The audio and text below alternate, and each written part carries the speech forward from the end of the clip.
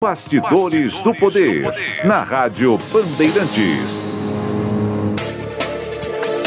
São 10h35, nós estamos de volta com Bastidores do Poder. E como sempre, nesse segundo tempo do Bastidores do Poder, nós temos a nossa entrevista diária. E hoje quem está conosco é o Matheus Mazon, que ele é presidente da Brasel, que é a Associação de Bares e Restaurantes de Campinas e região. Matheus, bom dia, tudo bem com você? Bom dia, Rose, tudo bem? Tudo bem com você? Bem-vindo ao Bastidores do Poder, obrigada por separar um tempinho aí na sua agenda para falar conosco. E, na verdade, Matheus, eu quero começar com um assunto que está surgindo aí, que está, na verdade, polêmico, né, entre os proprietários e donos de restaurantes de bares e restaurantes, que é a história do deputado que propôs, que foi o Paulinho da Força, que propôs um projeto de lei para poder permitir que as empresas paguem em dinheiro aquele vale-refeição que é pago para os trabalhadores. E vocês são contra. Eu queria saber o motivo, né, da contrariedade, como que essa mudança poderia impactar o setor de bares e restaurantes. Não, com certeza. Rose, na realidade não é um projeto de lei, na realidade esse é um decreto que ele está para ser votado na Câmara dos Deputados, né? Ele vence agora na próxima terça-feira, no dia 7, e o Paulinho da Força, né, do Solidariedade, ele foi o relator desse decreto. E esse decreto foi um decreto que foi construído a várias mãos aí durante um ano inteiro aí com o governo, com empresas que são as credenciadoras, né, as empresas de voucher, com as empresas que são os maiores contratantes de mão de obra, né, que entregam esse voucher aí, nesse ticket, esse vale-refeição para os funcionários, e muitos desses tickets são utilizados nos bares e restaurantes, né? Do mesmo jeito como a gente tem o vale alimentação, né, que é para ser usado no supermercado, o vale transporte e assim por diante. Então, esse projeto de lei, né, na realidade, esse decreto, ele foi construído principalmente para ajustar algumas questões que tinham nessa legislação, né, que ela vem do PAT, né, que é o Programa de Auxílio de Assistência ao Trabalhador, e estava um projeto muito robusto, estava um decreto muito interessante que iria fortalecer ainda mais esse benefício do trabalhador. E quando o deputado Paulinho da Força assumiu aí a relatoria, ele acabou não consultando as partes interessadas, ele trouxe essa alteração aí que a gente entende ser maléfica para o setor e também para o trabalhador. Uma delas, né, tem uma segunda que ele coloca um teto de gasto, né, nesse valor do vale alimentação para o trabalhador. E hoje é o dia que ele falou que ele ia apresentar o relatório a relatoria dele, né, o relatório da relatoria, para votação amanhã. Então, além de ser uma questão unilateral, né, não levando em consideração o trabalho feito aí durante quase um ano de discussão técnica a respeito de como a gente poderia ajustar algumas questões que tinham no pátio, esse teto ainda traz um ponto que vai ser negativo e muito negativo para o nosso setor, né? Tá. Matheus, esse teto seria de quanto? É de acordo com o vencimento do trabalhador? Eu não entendi essa história do teto. Ele traz duas alterações que a gente entende que não são benéficas. Uma é o pagamento em dinheiro desse benefício, e o outro ele traz um teto de aproximadamente R$1.000 e poucos. O Vale Alimentação e o Vale Refeição, eles são definidos por...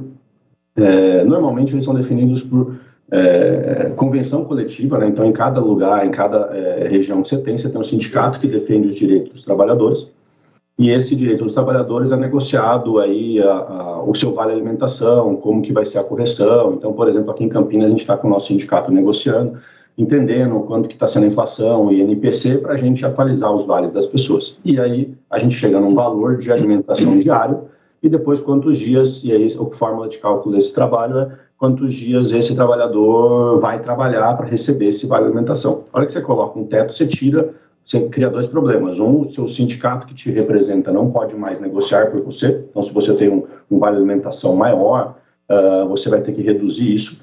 E você vai criar um problema de direito adquirido, né? O funcionário que já ganhava mais do que isso, agora ele é proibido de ganhar mais. Então, como que a gente vai resolver essa questão? E depois a questão da negociação com os sindicatos, como que isso vai ser resolvido. Então, teve esta questão. E a segunda questão é o pagamento em dinheiro, que ele desvia a finalidade do PAT e faz com que esse benefício, que é o principal foco, é fazer com que o trabalhador tenha condições, né, tenha esse dinheiro para se alimentar, para poder exercer suas atividades. Ele pode agora, por exemplo, gastá-lo com juros, financiamento, compra de outras questões e não da própria alimentação. Quando a gente fala do vale alimentação, da própria alimentação durante o seu dia de trabalho, e esta mudança no decreto, ele também está impactando o vale refeição, né? Tanto alimentação quanto refeição. Então, ele também não teria que ter esse dispêndio nos supermercados, que é para fazer a compra da comida para sua família e assim por diante, né? Edmilson. O Matheus, o Paulinho da Força disse que vai apresentar o relatório dele hoje e amanhã vai ser a votação e tal. As entidades estão se mobilizando aí para tentar evitar essa votação amanhã ou para conseguir apoio suficiente para derrubar o relatório aí ou as medidas que o Paulinho quer impor? Sim. O que nós fizemos semana passada, aí, que deu até essa movimentação, né? A gente teve duas ações. A gente já vinha tentando acesso a ele a partir do momento que ele foi designado como relator dessa medida provisória. A gente tentou insistentemente abrir um diálogo para explicar os porquês de todo o processo que levou, né, no texto dessa 1108, nessa medida provisória, e infrutíferamente a gente não conseguiu contato com ele. Então, a partir deste momento, a Brasel e seus presidentes em todo o Brasil, né, nossas 66 filiais, começamos a acessar os nossos deputados federais das regiões. Então, a gente mandou uma carta aberta, cada presidente mandou uma carta aberta, pedindo que para os deputados federais entrassem em contato com o deputado Paulinho para que ele sentasse conosco e com as outras entidades que participaram dessa conversa para alinhar. O que a gente tem de notícia é que ele está ciente disso. A princípio está sendo aberto um diálogo que está para acontecer entre hoje e amanhã, mas de qualquer maneira a gente também tomou a atitude de apresentar para a imprensa, né, por isso que hoje a gente está aqui conversando, apresentar para a imprensa e para a população essas questões. E aí eu agradeço aí a poder contar um pouco aí do que a gente está batalhando aí para o nosso setor, né? Matheus, quanto que o setor de bares e restaurantes, eu não sei se você tem esse número, acaba movimentando por conta do vale alimentação, vale refeição, na verdade, eu acho que mais, né, bares e restaurantes. Você tem ideia do volume de recursos que entram para esse setor por conta desse benefício do trabalhador? E se essa lei passasse, o que significaria? Teríamos demissões? Quanto que vocês perderiam? Nós sabemos, né, hoje a gente tem uma estimativa aí de demissões, né, mas na realidade é o seguinte, o PAT, aí, o Vale Refeição, ele representa aproximadamente 30 bilhões de reais, né? Isso vai dar em torno aí um pouco próximo aí de 10% do nosso setor aí no volume total de alimentação. A gente ainda está com os números um pouco defasados aí por causa de 2021, né, da pandemia, mas esse não é um número representativo. Quando você vai para um restaurante normal, o seu faturamento ele varia aí nesses tickets, vouchers, entre 20% a 80%. Então, um restaurante, por exemplo, que é mais de final de semana, ele não tem tanto o ticket, o voucher, refeição representativo, mas quando você vai lá no centro, por exemplo, no restaurante Aquilo, perto das empresas, mais de 80% do faturamento desse restaurante vem deste vale-refeição. Toda hora eu falo alimentação, mas focando aqui no vale-refeição. Okay. E aí, a partir do momento que esse dinheiro não está mais vinculado ao trabalhador se alimentar, esse trabalhador pode utilizá-lo de outra forma e não se alimentar dessa maneira. Então, a gente entende aí que os almoços aí, né, os restaurantes, principalmente Aquilo, self-service, etc., eles vão sofrer muito, com uma demandada muito forte deste consumidor. Isso pode trazer bastante desemprego. Aí, se a gente falar que, em média, a gente tem de 20% a 80%, pelo menos 20% do nosso setor vai sofrer muito. Vindo de uma pandemia aí que a gente estava com 30% de demissões aí, então a gente está em plena recuperação podendo ter um impacto tão forte quanto foi a pandemia para o nosso setor. Né? O Matheus, o Paulinho da Força tem um argumento que diz que, recebendo em dinheiro, o trabalhador pode gastar onde quiser esse dinheiro, certo? Não obrigatoriamente naquele bar, naquele estabelecimento, tal, pode escolher outro, tal, certo? E, ao mesmo tempo, tem uma pesquisa da própria Abracel que diz que 65% dos trabalhadores, se recebessem dinheiro, eles gastariam de outra forma esse dinheiro, talvez em pagamento de dívida ou em entretenimento. Como é que vocês rebatem esses argumentos? Essa é a principal questão, né? A gente tem um paralelo que é muito prático e fácil de entender, principalmente quem emprega aí no Brasil, que é o Vale Transporte. O Vale Transporte é a mesma situação, né? A gente não entrega o dinheiro do Vale Transporte para o trabalhador, a gente entrega o meio de transporte para ele chegar no trabalho.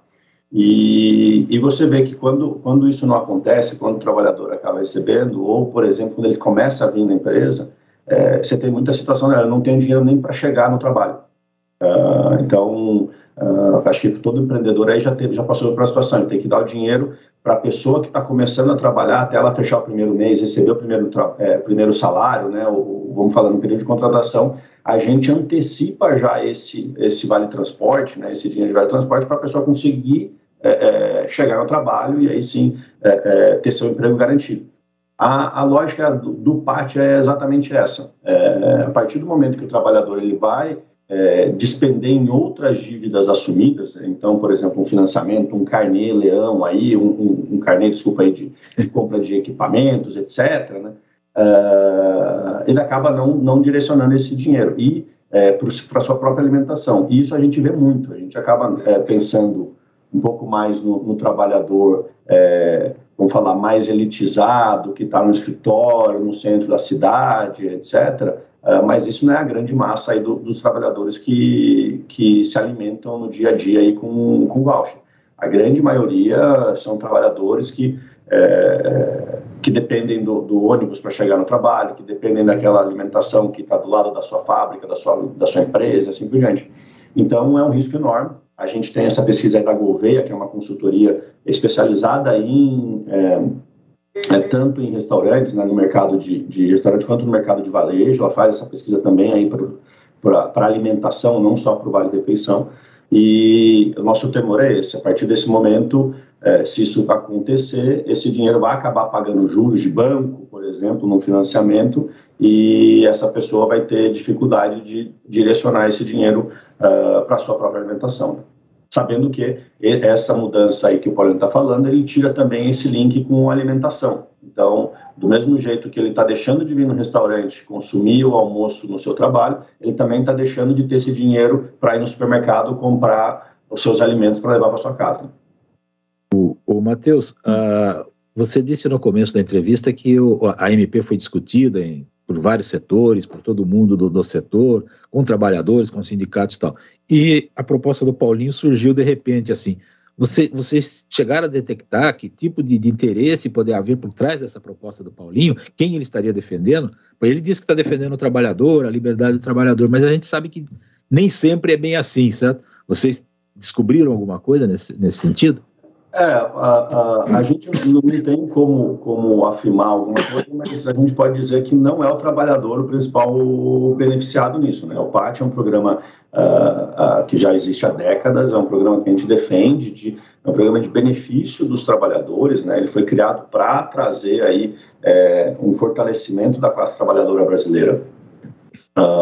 E a retirada, assim, de sopetão deste tópico, eu acho bem maléfica. Tanto que os principais interessados em manter isso é o pequeno comerciante, que é o nosso setor, no caso, que é um dos maiores empregadores do Brasil. Então, a gente está entendendo que isso vai impactar tanto o trabalhador na pessoa física, né, na parte individual, quanto os próprios estabelecimentos comerciais que dependem desse direcionamento, né, desse programa do PAT para fazer a alimentação e manter esses empregos. São 10 horas e 40... Um pouco estranho aí o que está acontecendo, né? Tá certo, são 10 horas e 49 minutos, nós estamos entrevistando o Matheus Mazon, ele é presidente da Associação de Bares e Restaurantes de Campinas e Região, Abrasel. Mateus, mudando um pouquinho de assunto, nós temos uma questão aqui em Campinas e principalmente ali na região Cambuí, Guanabara, região central, ou do centro expandido, que é essa questão de barulhos de bares e restaurantes e essa briga com a vizinhança, principalmente ali no Cambuí. Recentemente, o prefeito Dário Saad, ele alterou, estendendo o horário de fechamento dos bares de 22 horas para as 2 da manhã, sendo que até 1 hora, e esse período de 1 até as 2 da manhã é o período para poder arrumar as coisas tal, e fechar o bar. Isso resolveu o problema e você acha que, de fato, há um excesso de barulhos por parte dos bares e restaurantes? E como resolver essa questão de oferecer o lazer e não permitir aí a perturbação do sossego? Bom, é uma boa questão. Na realidade, a gente vinha aí desde aquele momento em 2018, quando apareceu o Fecha Bar, né, algumas propostas de lei de encerrar os estabelecimentos às 10 horas da noite. Isso aí foi evoluindo. A gente participou ativamente aí nesse projeto de lei, né, a estruturação aí da proposta que virou esse decreto do prefeito Dário, a gente pôde contribuir bastante. E o principal ponto aí, a gente inverter um pouco a lógica de como que funcionava o setor, e eu acho que isso sim vai ajudar muito a gente conseguir resolver o problema do incômodo aí, né, com a vizinhança e tudo mais. Não é uma questão rápida, não é uma questão de um final de semana que isso se resolve, isso aí é um processo, mas eu acho que agora sim a gente tem um caminho traçado que pode realmente ajustar isso. E aí eu te conto por quê. O nosso setor, ele é um setor predominantemente que trabalha após as 10 horas da noite, né? Então, o setor de bares, né? Quando a gente pega o nosso setor de alimentação fora do lar, a gente tem um subsegmento que são os bares. 80% dos bares faturam grande parte do seu faturamento depois das 9, 10 horas da noite. Então, esses estabelecimentos, eles tinham um risco muito grande, ou eles acabavam trabalhando de forma incorreta, com documentação irregular e tudo mais. E a gente começou a entender que quando esse estabelecimento ele tem a dificuldade de se organizar para trabalhar corretamente, ele acaba não se preocupando em trabalhar corretamente. Então, a gente tinha esse problema. Então, quando a gente teve a Lei da Liberdade Econômica, né, que ela veio e construiu alguns preceitos para que você tivesse facilidade de tirar o vará, para que você conseguisse abrir a empresa, que você conseguisse gerar esse emprego e tudo mais, ele veio dentro dos parâmetros que é a grande parte da economia. Ou seja, se você está abrindo um negócio que funciona das 6 da manhã às 10 da noite, cara, você tem a documentação muito mais fácil resolvida assim por diante. Isso funciona para a grande maioria dos estabelecimentos, dos comércios, uma loja, um consultório médico, enfim, para N estabelecimentos, menos para o nosso setor, que ele é noturno. Então, o que aconteceu? Todo o nosso setor ele teve que começar a trabalhar fora do padrão. Então, para você conseguir fazer um estabelecimento, um restaurante, um bar, uma balada, qualquer tipo de estabelecimento que trabalha tanto com alimentação quanto com entretenimento, ele tinha que seguir um procedimento que não é dentro do padrão. E a partir deste momento, você começa a ter uma burocracia gigantesca para conseguir fazer com que o seu estabelecimento faça o básico, que é abrir e fechar no horário correto. Isso fez com que muita gente ficasse com a documentação errada. Então, a gente partiu do pressuposto de inverter a regra. Vamos colocar dentro da lei todo mundo que, cara, tenta trabalhar de forma corretamente, e vamos entender quem que não está num processo linear, né, num processo normal, que aí sim, quando você tem uma possibilidade, um potencial de incômodo para a vizinhança, para aí sim essa classe, né, essa parte aí do nosso setor, ele sim tem que apresentar documentações e passar por um processo de fiscalização, um processo de alvará mais meticuloso. Então foi isso que essa legislação fez, que eu acho que foi um processo aí muito positivo aí, tanto da Secretaria de Desenvolvimento Urbano, né, da Carol Baracá, que está hoje, né, junto com o governo do Dário, aí, que teve essa ação, que foi muito positivo. E agora sim, a gente consegue, com essa diferenciação, e foi isso que eu acho que foi o divisor de águas aí para a gente explicar para a Prefeitura, é que a grande maioria do setor, 92% dos nossos estabelecimentos, eles não trabalham com música ou não dependem da música como a sua principal atividade de sobrevivência. Então, esses estabelecimentos, que é o bar, que é o restaurante, que é eventualmente o bar que tenha uma atração musical, que não é um show, que não é uma balada, que não é o pessoal indo para o show e sim acompanhando aquela alimentação, aquele happy hour, esse estabelecimento, normalmente, ele não vai noite adentro. Então, a partir do momento que a gente criou esse critério da 1h da manhã, os estabelecimentos que eles querem andar um pouco, passar desse horário, eles normalmente não são bares, eles não são restaurantes, não são bares, eles têm a música como principal ativo. E aí sim, esse estabelecimento ele tem que passar por um processo. Então, a partir do momento, não, eu quero fechar às 3, eu quero ir para frente, eu quero ter o público até as 2h da manhã, né? Ele tem que começar a tirar o público, desligar e finalizar a 1h da manhã, essa principal lei, e às 2h ele está com o estabelecimento fechado. Então, a partir do momento que você sai dessa regra, você está numa situação que você pode gerar incômodo, você tem uma banda que é uma atração, você vai cobrar o ingresso, você vai virar uma casa de show, e aí sim, essa pessoa tem que apresentar qual que vai ser a sua reforma acústica, como que ele vai tratar do som, como que ele vai cuidar para com que a vizinhança não tenha impacto negativo e consiga conviver junto com esse estabelecimento. Então, essa foi a principal, eu dei uma sintetizada bem forte aqui nas questões, tem questão com fiscalização, tem questão com volume, né, o tamanho, a altura do volume que você pode fazer, mas, em princípio, essa foi a principal mudança aí desse decreto, né? Bom, são 10h56. Edmilson, se você tem alguma pergunta para o Matheus Mazon, presidente da Associação de Bares e Região de Campinas? Oi? Só nessa questão do barulho aí que faz a vizinhança, normalmente o barulho não é originário de dentro do estabelecimento, certo? Muitos deles têm acústica e tal, e outros não têm música e tal, mas sim no entorno do bar, certo? Isso incomoda muito a vizinhança, evidentemente, mas a alegação dos bares e restaurantes é que na rua quem toma conta do barulho é o poder público, certo? Vocês têm alguma negociação nesse sentido, dos bares e o poder público se auxiliarem nessa coisa de evitar essa barulheira nas ruas, principalmente, de motos com escapamento aberto, de carros, na redondeza dos bares, evidentemente, que esses barulhos tem em outros lugares da cidade também, que os bares não têm nada a ver com isso. Mas há uma negociação, alguma preocupação de vocês com isso? Edmilson, o principal fonte de barulho mesmo é o estabelecimento que está trabalhando com duas questões. Ele está trabalhando numa altura de som fora do padrão, ou seja, ele não está respeitando o que a gente tem o cálculo lá, né, os 70 decibéis, né, que agora foi ajustado, né, e o segundo ponto é, sim, ele não gerenciar o seu público na hora que ele está indo embora. E aí, uma das questões que a gente conseguiu colocar neste decreto, foi que para você ter a possibilidade de você trabalhar, então, eu sou uma casa noturna, eu sou um bar que meu principal atração é a música, eu vou ter que me comprometer com um estudo de impacto de vizinhança, né, com uma norma de conduta que eu vou respeitar tanto a altura de som, então qualquer estabelecimento, mesmo que ele seja um restaurante que tenha música e que vai fechar sua cozinha às 10h da noite, meia-noite, etc., ele tem que ter um laudo falando que ele respeita o volume interno, ok?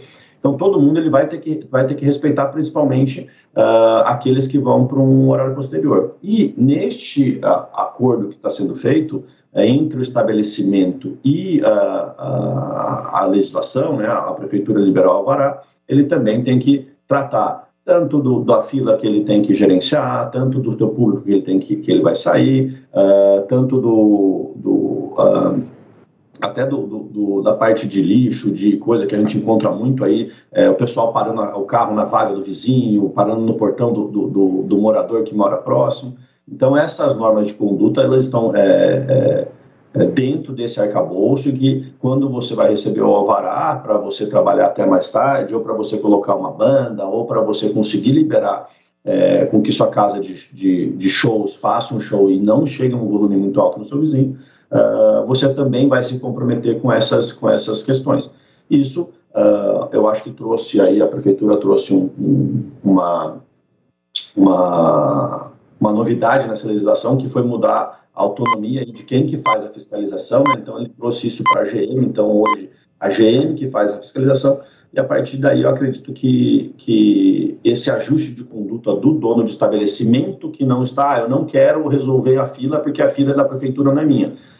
Não, meu amigo, a fila está lá, existe porque o seu estabelecimento está trabalhando. Então, vamos trabalhar em conjunto para que você possa ajudar a prefeitura a gerenciar aquele público que está nessa hora na rua, fazendo barulho e assim por diante.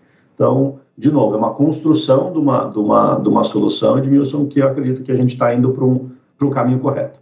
Agora, nós temos aqui o nosso ouvinte, o Digão Selim, perguntando para você se você tem alguma ligação com o PSDB ou alguma aproximação com o deputado federal Carlos Sampaio. Eu não tenho ligação partidária, desculpa, eu perdi o nome do ouvinte. O Digão.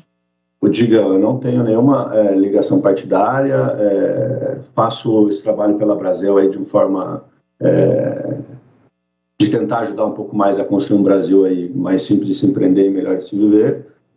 E a associação é uma associação apartidária, né? Ela não toma partido, porém a gente é uma associação política. Então, o papel do presidente da Brasil é se relacionar politicamente com todos os entes. Então, eu tenho contato com o prefeito, com vereadores, com deputados, com senadores, e o objetivo é sempre ter um canal aberto com todos eles para que a gente possa construir legislações novas, propor o que a sociedade está precisando, né, o que o setor está precisando, para que nosso legislativo, nosso executivo consiga construir um Brasil melhor para a gente viver aqui, né? Tá certo, Matheus, eu quero agradecer a tua presença aqui no Bastidores do Poder, e quando você tiver alguma novidade, por favor, pode nos ligar e a gente coloca você aqui no Bastidores do Poder. Muito obrigada, viu? Obrigado, você. Bom, e nós vamos para um rápido intervalo e você fica aí.